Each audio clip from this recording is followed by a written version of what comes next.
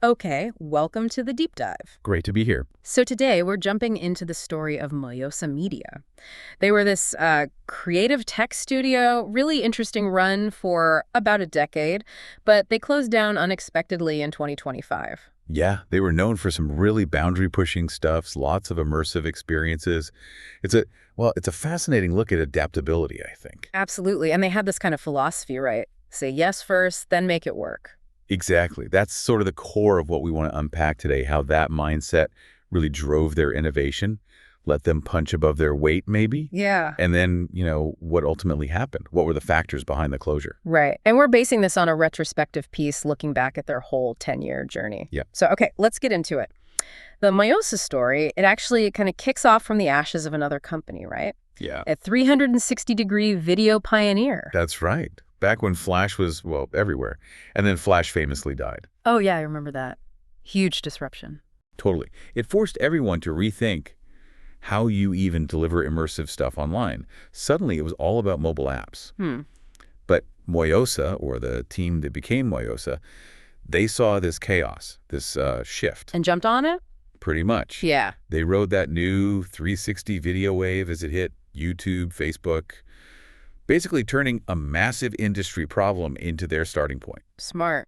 So that early agility, adapting right away, that set the stage. They had some early projects, Honda, L'Occitane, kind of a lean freelance setup. Exactly. Just finding their feet.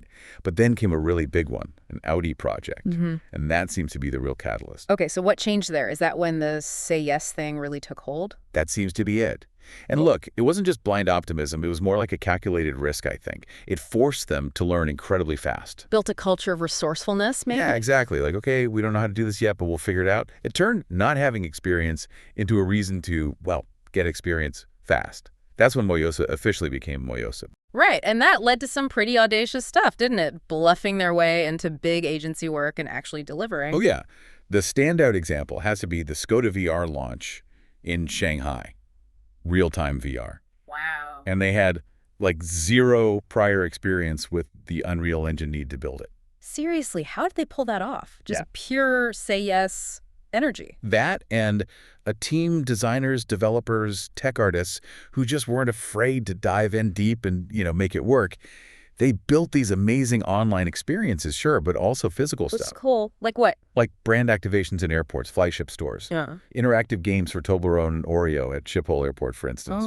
Yeah. Dynamic campaigns for Johnny Walker, too. They were even doing concept work for huge names like Dior, Nike, Adidas, always pushing boundaries. So they weren't quite an ad agency, not just a production house either. They called themselves a creative tech studio. What did that actually mean day to day? It means they were hard to pin down, really. A mix of like cutting-edge coding and artistic design. Crafting these unique, interactive brand moments, often in places other companies weren't playing digitally or physically. They seem to thrive in that kind of ambiguous space. The weird, exciting spaces, as the source put it. Exactly. Where brands wanted to try something genuinely new and maybe a bit risky. Okay, so you have this incredibly adaptable, innovative company doing groundbreaking work, but then April 2025, they closed their doors. What happened? Even that say yes approach couldn't save them. It seems not. Yeah. And that's maybe the key lesson here. Even being super agile, super innovative, it might not be enough if the whole market fundamentally shifts under you. What was the shift? Budgets got tighter across the board, that's one thing. But also, AI just exploded, accelerating everything. Oh, right. It changed the landscape so fast, their high-touch, bespoke model, the very thing that made them unique, maybe became harder to sustain when clients needed things faster, cheaper, potentially AI-driven. Yeah. The ground shifted too much, too quickly. Wow. What a ride for Moyosa Media, though.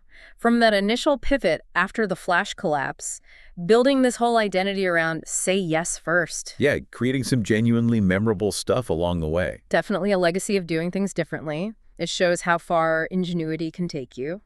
But it's also, well, a bit of a reality check, isn't it? Even the most nimble companies aren't immune to massive market forces. And you've seen it, right? How quickly budgets can change, how tech like AI can just rewrite the rules almost overnight. Moyosa's story really highlights that tension. So it leaves us with a pretty big question, I think. For you listening, in this world that just keeps evolving faster and faster, how do you strike that balance, between pushing boundaries, being bold like Moyosa? And building something that can actually last, that's sustainable long term. Exactly. What does real adaptability look like when the very foundations keep shifting?